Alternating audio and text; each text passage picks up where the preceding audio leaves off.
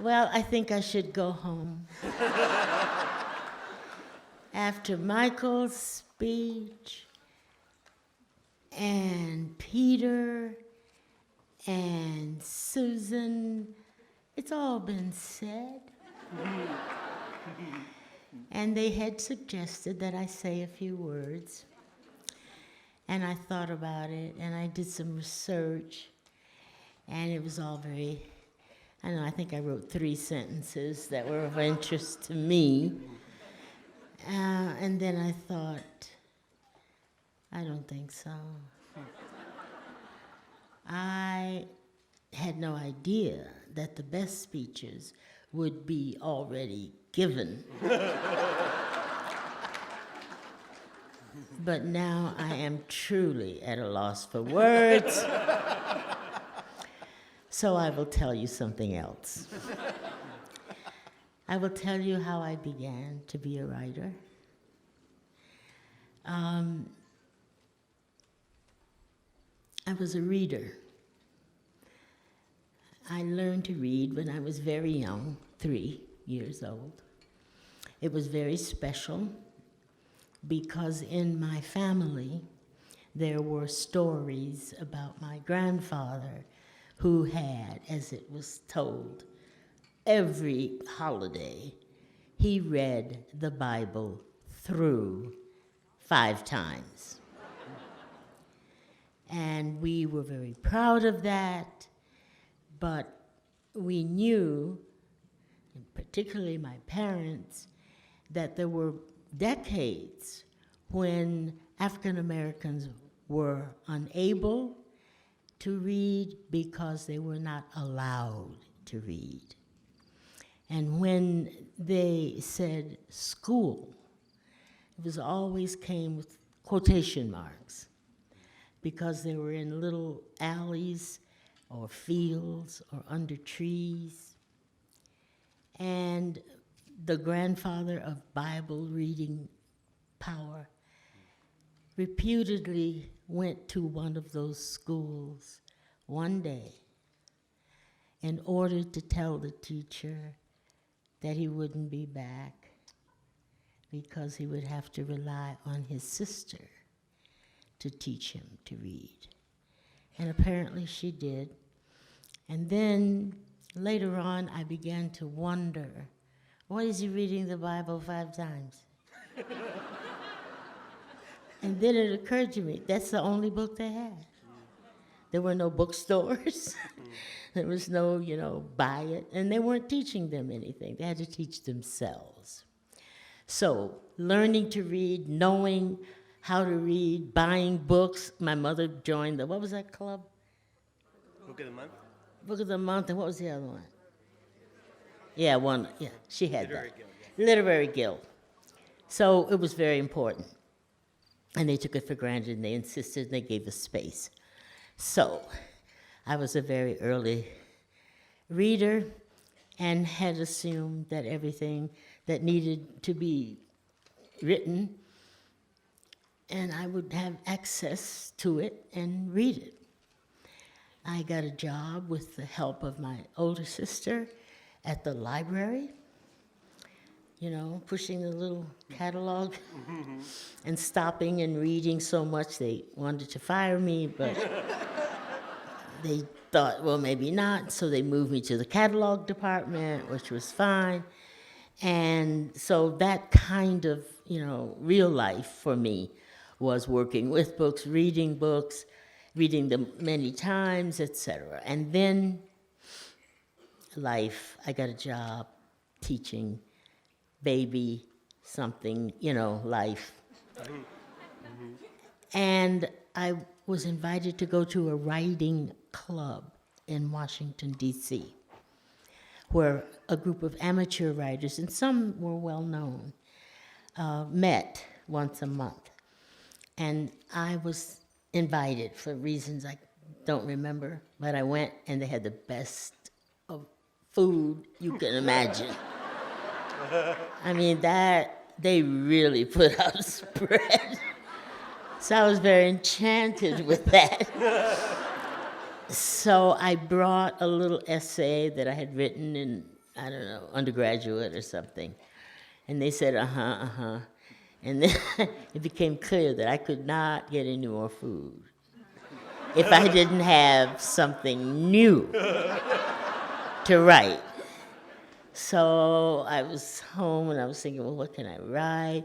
What do I know? And my oldest son was just walking and hanging on my shoulder, as kids do, as you know. They're always somewhere pulling your leg or standing on their heads. And I was trying to think of what I could write. And then I remembered an incident in my childhood that I remembered very carefully, and what it meant, not just what had happened, but what it meant. And I began to write what later became The Bluest Eye. But while I was writing, I remember this more than I remember the book. While I was writing, and I write with a pencil, and legal pads and so on. And I'm writing, my son is doing something over here. And then he spits up some orange juice or something right on my manuscript. And I, being a writer, wrote around it.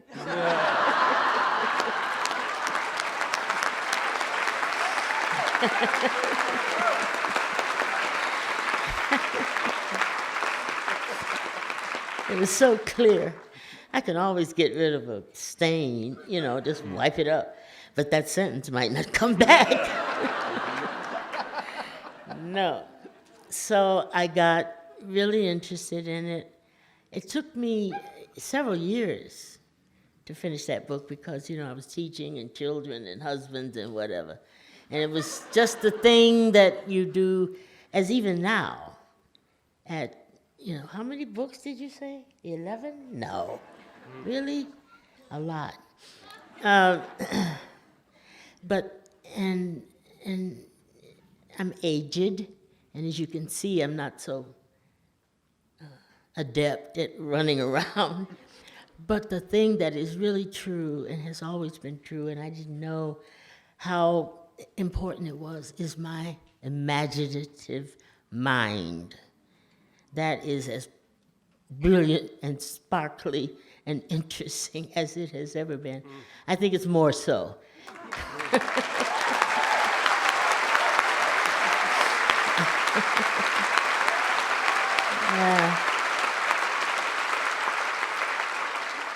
Yeah.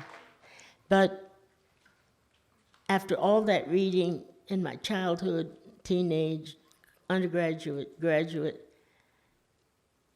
and then I get this invitation to go to this writers group, and I realize that there is some book that nobody has ever written, and I am determined to read it. So the only way I can read it is I have to write it.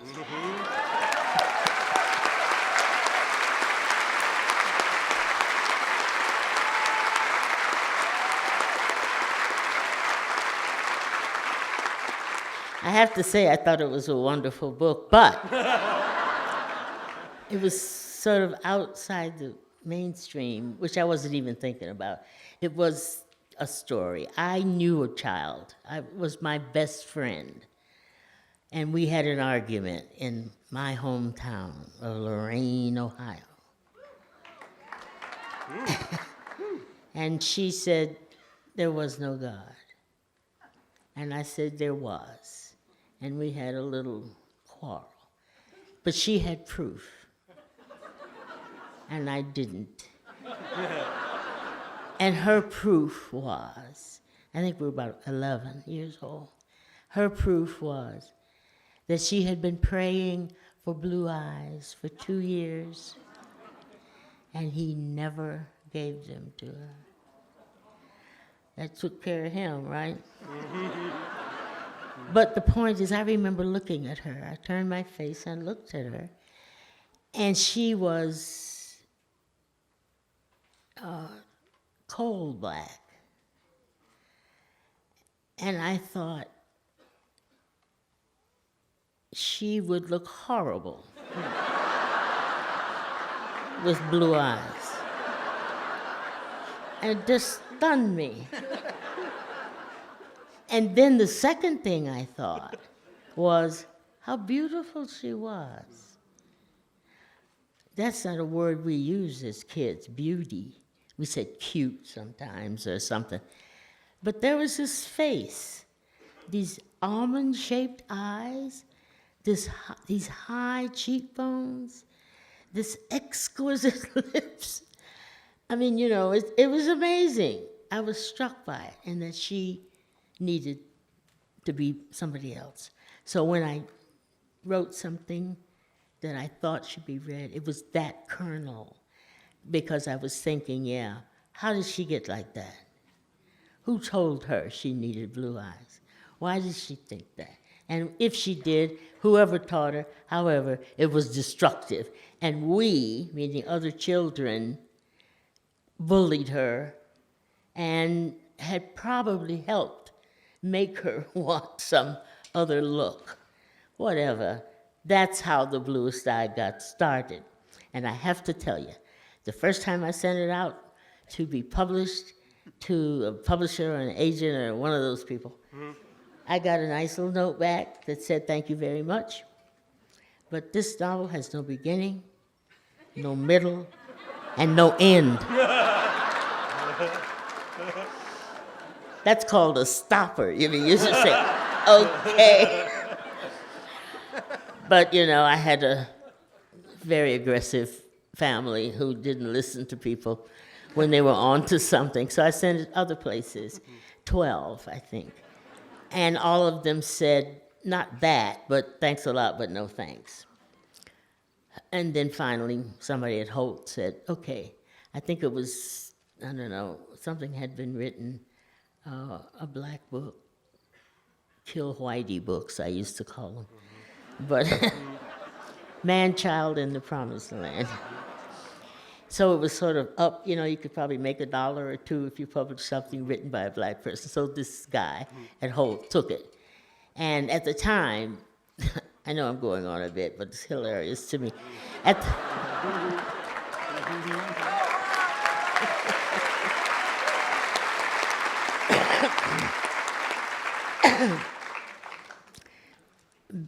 When I finished the book and was sending it around, I was working at a publishing house in Syracuse. And Random House bought that little house. And so I moved to New York. But I didn't want them to know I had a book published because I'm an editor, right? That's different. If they think I'm being a writer, that's like, no, don't do that. So I didn't tell anybody. And of course they found out. And offered me a job either there at Random House or above at Knopf. And Knopf was the medal, the gold medal of publishing. So I went upstairs to see, and I talked to a man who ran Knopf at that time, Robert Gottlieb. And he said, I don't want to be your boss because I have to be able to fire you.